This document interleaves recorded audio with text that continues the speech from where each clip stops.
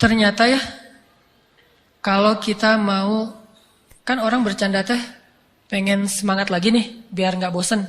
Bercanda mah untuk menghilangkan sedih, bercanda mah untuk menghilangkan stres, bercanda supaya dapat energi baru kan? Ternyata ada yang lebih efektif daripada bercanda kalau kita pengen semangat lagi. Kalau kita pengen survive dari sebuah masalah, ada yang lebih efektif daripada bercanda. Walaupun bercanda itu boleh. Apa yang lebih efektif? Menangis. Menangis itu, menitikkan air mata itu lebih powerful daripada tertawa. Cuman kita sering memilih tertawa daripada menangis. Sama kayak orang lebih senang minum kopi walaupun minum kopi itu boleh daripada minum air putih. Padahal lebih menyehatkan minum air putih.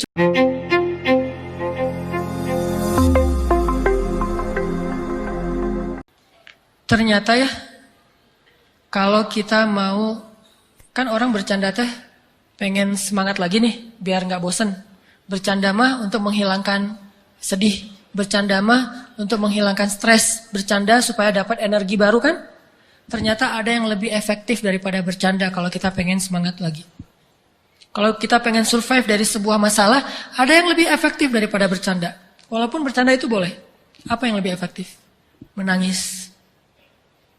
Menangis itu, menitikkan air mata itu lebih powerful daripada tertawa. Cuman kita sering memilih tertawa daripada menangis. Sama kayak orang lebih senang minum kopi walaupun minum kopi itu boleh daripada minum air putih. Padahal lebih menyehatkan minum air putih. Cuma kan gak ada sensasinya. Tapi kalau kita bisa mengubah mindset kita, kalau orang teman-teman nanya, ngopi yuk gitu kan gitu ya. Minum air putih yuk kan gitu ya. Bisa gak sih kita ngomong kayak gitu? Nah ini mengubah mindset nih.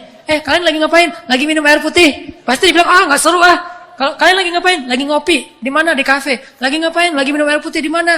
Di beer house. Di beer house minum air putih. Kan?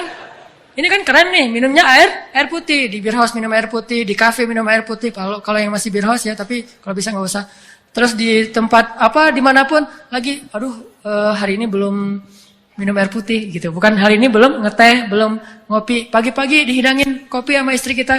Mah, papa mah sekarang udah gak minum kopi. Papa mah malamnya menangis, siangnya minum air putih. Kan gitu ya. Wah itu keren tuh. Malamnya nangis, siangnya minum air putih. Berarti papa udah gak bercanda dong. Enggak mah nangis gitu. Jadi air mah nangis sambil tersenyum. Mana nangisnya ya. Coba kita ubah mindset dari boleh minum air putih, tetapi boleh minum kopi, tapi yakinlah air putih lebih baik daripada kopi. Makanya Nabi mengatakan air itu tahurun, air itu bersih dan membersihkan. Air itu bersih dan membersihkan, dan memang secara medis, secara kedokteran, secara biologi juga air putih paling baik untuk tubuh kita. Sangat menggantikan energi tubuh kita. Tapi kalau kopi sensasi tuh, walaupun tetap baik kalau nggak banyak gulanya. Yang masalahnya kalau kebanyakan gula. Jadi gula yang dikopiin, bukan kopi yang digulain, saking manisnya. Nah, bercanda dengan menangis juga ibaratnya sama. Boleh bercanda, tapi porsinya cuma seperti minum kopi. Jangan minum kopi aja, habis makan ngopi. Sebelum makan ngopi, mau jalan ngopi aja sehari sampai 2 liter. Ada gak sih orang yang ngopi 2 liter dan sehat gak sih? Ngopi kalau segelas, secangkir masih sehat nih. Apalagi kalau kopinya kopi bener. Bukan kopi yang gitu, kopi yang asli gitu ya. Kopi yang benar asli disimpan selama 100 tahun misalnya. Itu kan sehat tuh. Udah gitu baristanya keren lagi. Secangkir 2 cangkir dalam sehari masih wajar. Bayangin kalau ngopi sehari 2 liter. Kan gak sehat kan? Sedangkan minum air putih minimal berapa liter sih? 8 gelas. Gelas yang mana dulu nih? Bebas aja ya. Nah kalau air putih sehari 2 liter kan sehat. Melancarkan ginjal kita juga jadi sehat. Melancarkan pencernaan segala macam lah. Auranya juga jadi segar gitu. Sedangkan kopi kebanyakan justru jadi eksotis kayak kopi kan ya. Kenapa kok Ustadz warnanya eksotis banget? Saya senang ngopi gitu misalnya. Kalau yang kurang eksotis berarti senang coklat.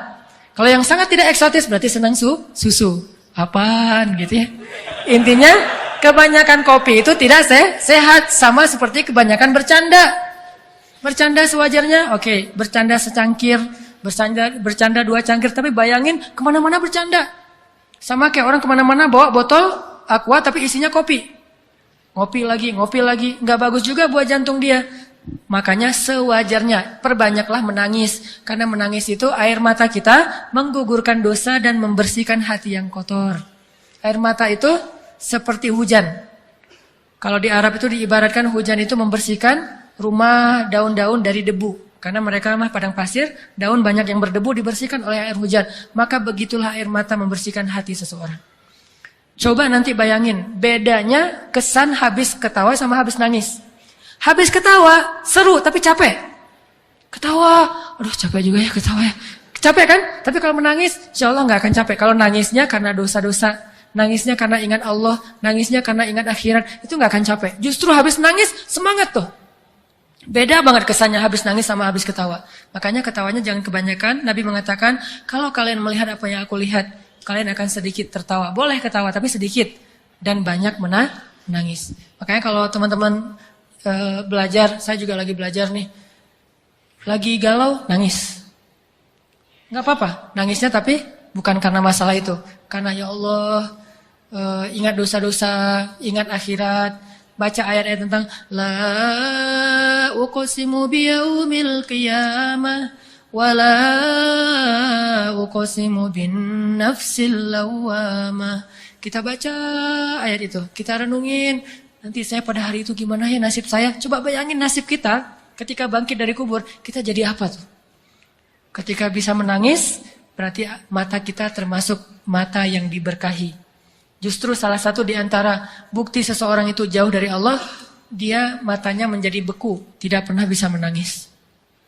Dan setelah menangis, pasti kesannya berbeda ketimbang setelah ketawa. Makanya kalau disuruh milih, banyakan mana? Banyakan nangis deh. Tapi kenyataannya kita dalam sehari lebih banyak tertawa, hampir tidak pernah menangis. Tunggu nangis kalau udah banyak masalah banget baru nangis. Dan kita waktu itu akan ngelihat, ketika kita banyak menangis, kita doanya lebih khusyuk, sholatnya lebih khusyuk, ngajinya lebih banyak kan ya, energinya nambah kalau kita nangis, kayak dicas gitu. Sedangkan kalau ketawa jadi males. Sampai Nabi mengatakan kebanyakan ketawa itu bisa mematikan rasa di hati kita, gak bisa lagi mendengar kebaikan. Orang kalau udah ketawa terus dinasehatin, pasti dia nolak, bantah tuh. Makanya jangan kebanyakan ketawa, boleh tapi jangan kebanyakan. Itulah teman-teman fikih ketawa, bagaimana kita menjadikan ketawa kita berpahala, menjadikan ketawa kita itu hadiah buat teman kita, menjadikan ketawa kita itu ikut sunnah, menjadikan ketawa kita itu benar-benar penyegaran tetapi tidak berlebihan, dan hindari ketawa-ketawa yang syubhat, dusta, ketawa yang jahil, ketawanya nyeleneh, hindari itu, dan jangan juga terlalu banyak sehingga kita tetap bisa menangis di malam hari. Jadi kalau kita udah ketawa, tiba-tiba disuruh nangis agak susah. Saya kurang bisa ya langsung membalikkan kondisi dari habis ketawa nangis, susah. Kecuali ketawa, nangis kenapa ketawa kok nangis? Mati lampu. Lagi film, lagi bola gitu seru, tiba-tiba mati lampu kan nangis ya.